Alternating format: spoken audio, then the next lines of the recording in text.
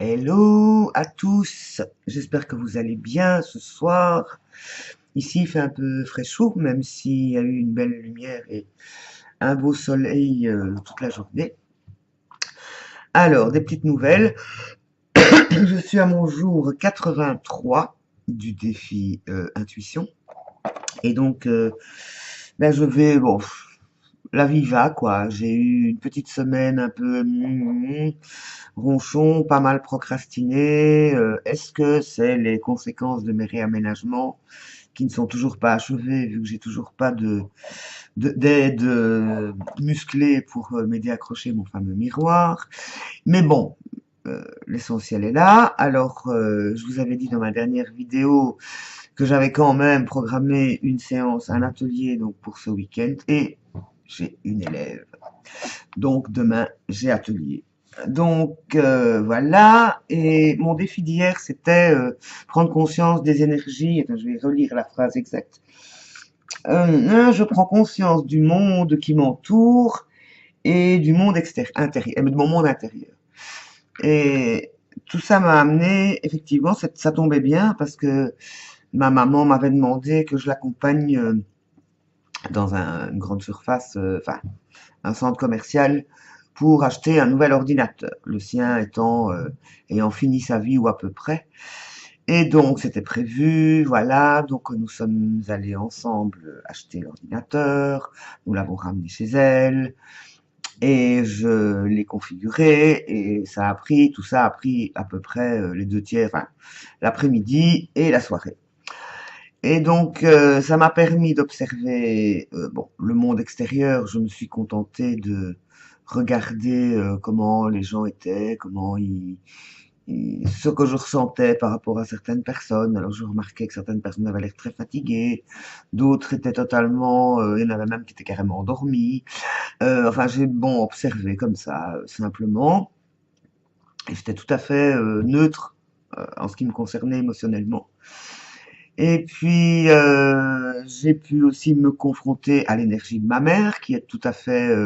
ma mère, quand elle a une direction, c'est on y va, hop, hop, hop. Elle ne tient pas du tout conscience, ou de moins en moins. Bon, elle est très âgée, ce qui fait permet aussi. Elle est totalement inconsciente quand elle a une idée en tête, quand elle a une émotion personnelle.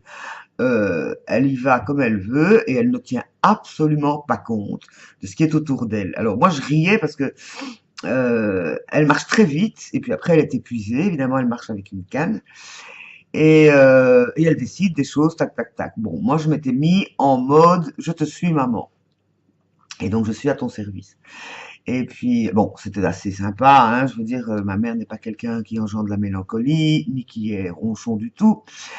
Bon, c'est vrai qu'avec son âge, elle a quelques appréhensions à monter en descendre un escalator, par exemple.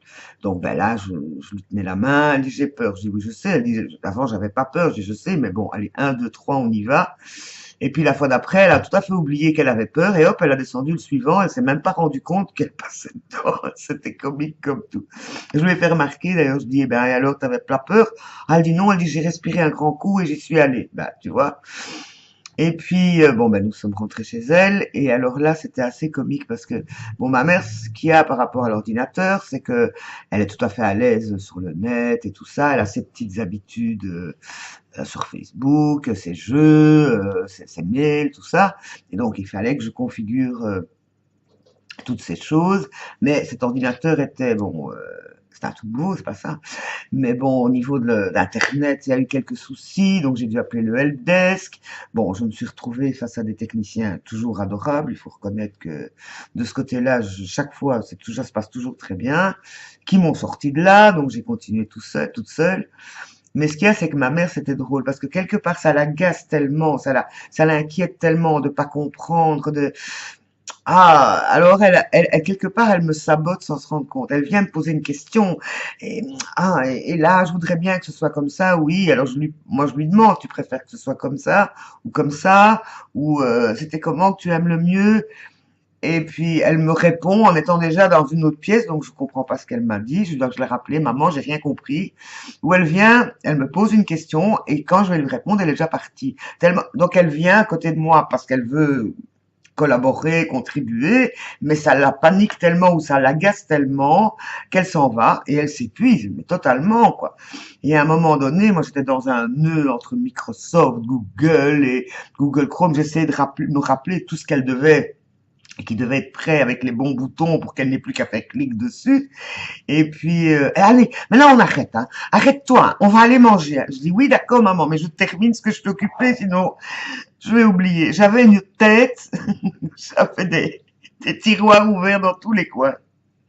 Bon, ben finalement, j'ai quand même fait l'essentiel, parce qu'il fallait qu'elle ait le jeu là. Enfin bon, je la connais, hein, bon. Sinon, c'est elle qui va pas dormir, hein. Moi, je m'en fiche, mais bon. Finalement, je suis rentré, il était 11 h minuit.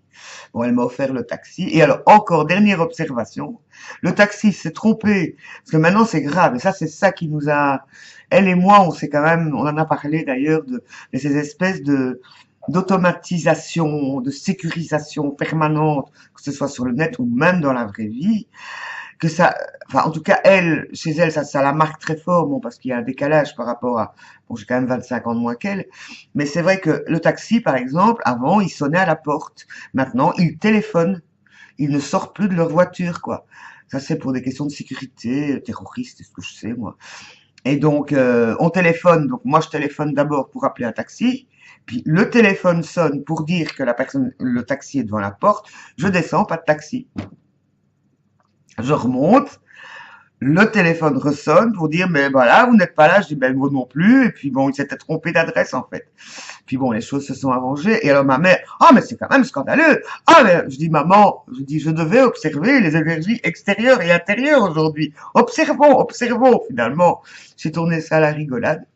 Mais c'est vrai que j'étais épuisée. Mais, du coup, ce matin, parce que j'étais tellement crevé que je me suis couché quand même tard, j'ai tellement été, mes neurones ont tellement dû être activés hier là, que ce matin, j'ai eu à Bruxelles on dit une strip, c'est-à-dire un coup de fou, et je me suis mis en pyjama à nettoyer à l'eau tout l'appartement. Ça vrai que ça faisait une dizaine de jours qu'il fallait plus me parler de ménage.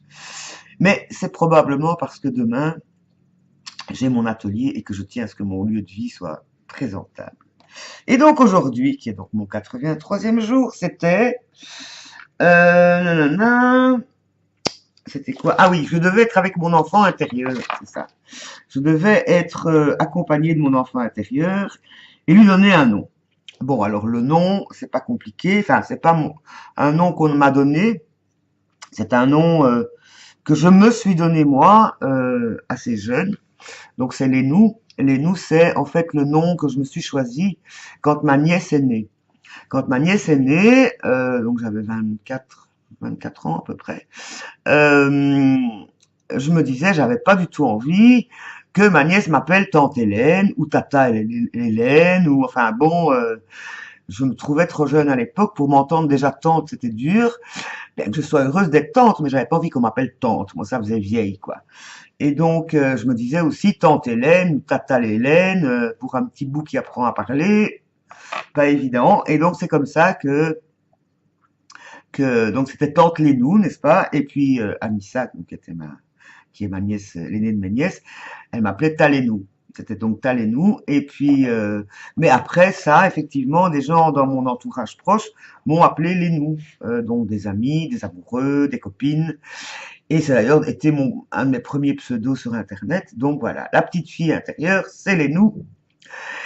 Et c'est à elle que je parle quand je fais des sottises, quand je résiste à des choses que j'ai pas envie de faire, ou quand je suis effectivement dans une émotion que je dois contrôler ou aider, en tout cas, à amortir.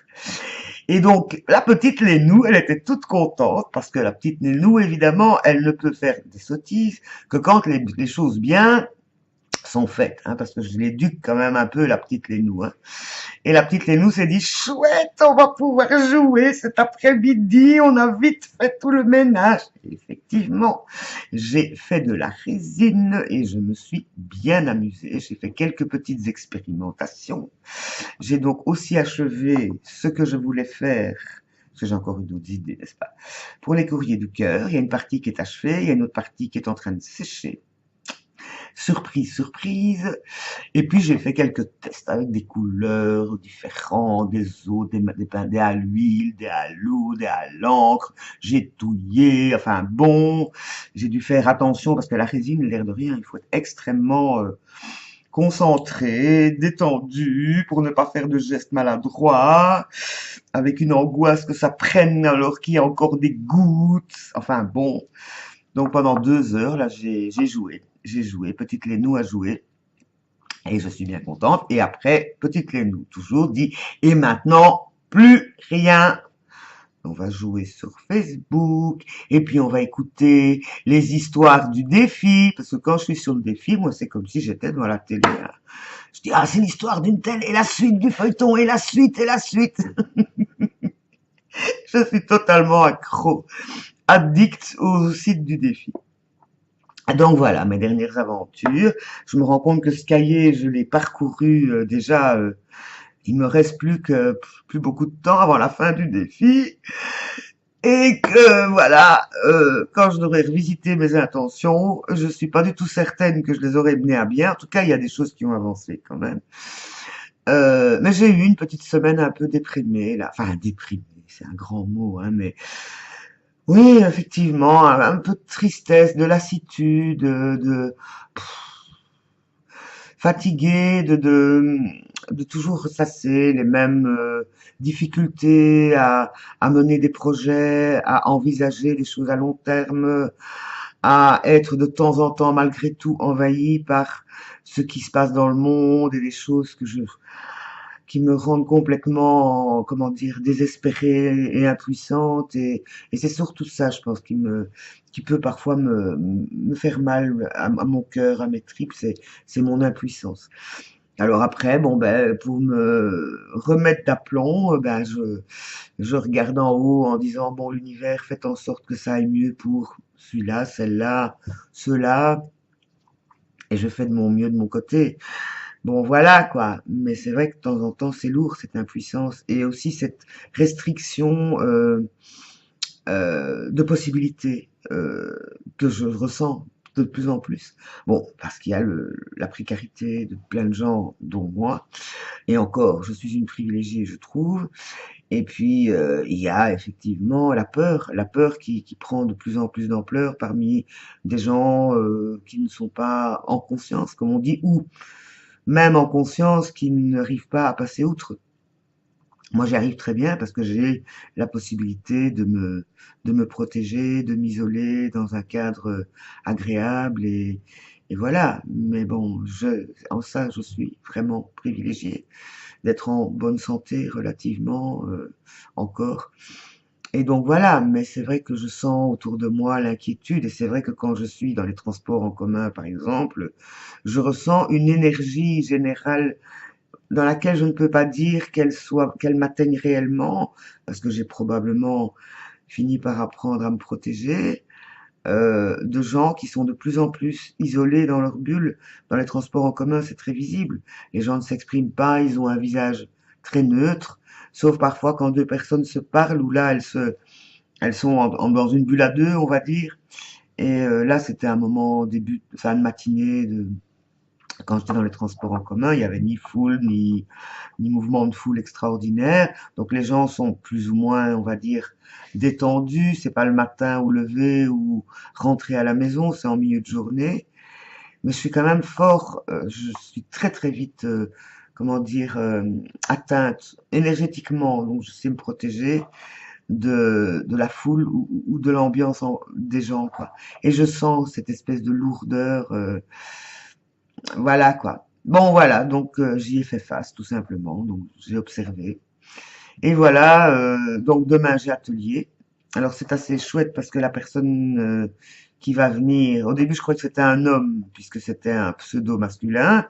Finalement, non, c'est une femme. Cette personne m'a envoyé un texto parce qu'elle m'a demandé si je pouvais lui apprendre une technique particulière. Donc apparemment c'est quelqu'un qui n'est pas totalement débutante et donc je me réjouis d'échanger nos connaissances demain.